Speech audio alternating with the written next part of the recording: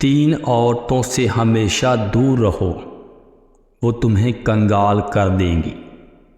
Number 1، جھوٹی عورت جو ہمیشہ تمہیں دھوکے میں رکھے گی۔ نمبر 2، بخیل عورت جو اپنے تھوڑے سے نفع کے لیے تمہارا بہت سا نقصان کر دے گی۔ نمبر 3، بد عمل عورت جو تمہیں ایک نوالے پر بیچ ڈالے گی۔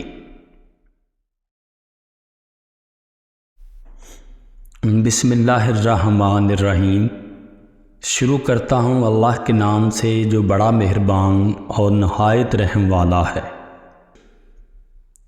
اگر عیاشی کو ابتدا میں نہ روکا جائے تو وہ آہستہ آہستہ ضرورت بن جاتی ہے۔ عورت میں 5 نشانیاں دیکھ لیں تو سمجھ جائیں وہ نیک اور پرخلوص ہے۔ نمبر 1، پردہ دار عورت۔ نمبر 2، سچ بولنے والی عورت۔ نمبر 3، نگاہیں نیچے رکھنے والی عورت۔ نمبر 4، خاموش رہنے والی عورت۔ نمبر 5، آہستہ آہستہ آواز میں بات کرنے والی عورت۔ 3 عورتوں سے ہمیشہ دور رہو، وہ تمہیں کنگال کر دیں گی۔ نمبر 1، جھوٹی عورت جو ہمیشہ تمہیں دھوکے میں رکھے گی۔ نمبر 2، بخیل عورت جو اپنے تھوڑے سے نفع کے لیے تمہارا بہت سا نقصان کر دے گی۔ نمبر 3، بد عمل عورت جو تمہیں ایک نوالے پر بیچ ڈالے گی۔ عورت ہمیشہ مرد کے اندر ایک چیز تلاش کرتی ہے اور وہ ہے خود کی خوشبو۔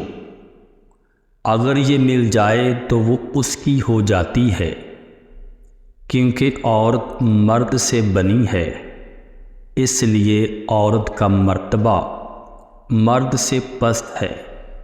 اللہ تعالیٰ فرماتا ہے کہ مردوں کو عورتوں پر ایک درجہ فضیلت ہے۔ عورت شادی شدہ ہو یا کنواری لڑکی، اس کو صرف ایک چیز ہی خاص بنائے رکھتی ہے اور وہ ہے حیا۔ اگر عورت میں حیا نہیں تو عورت عورت نہیں۔ لڑکی اگر چاہے تو مرد کو اپنی 2 چیزوں کے ساتھ کھیلنے دے سکتی ہے۔ اگر مرد لڑکی کی ایک بات مان لے، یعنی اس کے نخرے اٹھائے، تو لڑکی اسے اپنا دل اور جسم پر حکومت کرنے دے گی۔ محبت ایک ایسی چیز ہے جو کسی تاج و تخت یا دولت مند انسان کی پرواہ نہیں کرتی، وہ ان تمام چیزوں سے آزاد ہوتی ہے۔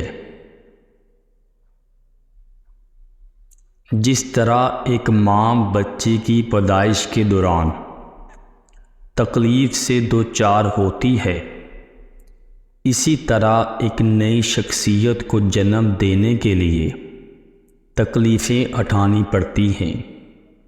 جس طرح ایک دن کو روشنی بکھیرنے کے لیے شدید گرمی اور حدت برداشت کرنی پڑتی ہے، اسی طرح محبت بھی دکھ اور درد کے بغیر پایہ تکمیل کو کبھی نہیں پہنچ سکتی۔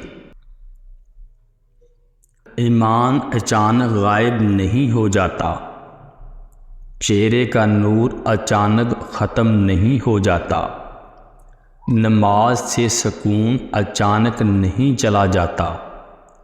پہلے خوف خدا جاتا ہے، پھر نمازیں جاتی ہیں، پھر حیا جاتا ہے، پھر پردہ اور پھر ایمان چلا جاتا ہے، اور آخر میں رہ جاتا ہے خالی دل اور بے باک باتیں۔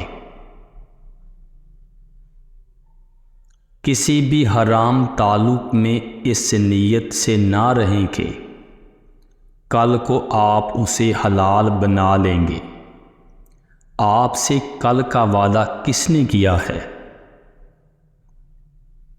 جب احساس ہو جائے کہ جس نامحرم سے آپ کو محبت ہے وہ آپ کا محرم کبھی نہیں بن سکتا تو خدا کی رضا کی خاطر پیچھے ہٹ جانا چاہیے، تاکہ قیامت کے روز جب رب ذوالجلال آپ سے پوچھے کہ اے بندے بتا تو نے میرے لیے اپنی کون سی پسندیدہ شے چھوڑی ہے، تو ہمارا دامن خالی نہ ہو۔ مجھے یہ یقین تھا کہ میرا اللہ نے مجھے کبھی اکیلا نہیں چھوڑا، وہ صرف یہ دیکھ رہا ہے کہ میں کب اپنی حالت بدلتا ہوں یا بدلتی ہوں۔ وہ زمین پہ نہیں آئے گا، وہ میری مدد تب کرے گا جب میں اپنی مدد خود کروں گی یا کروں گا۔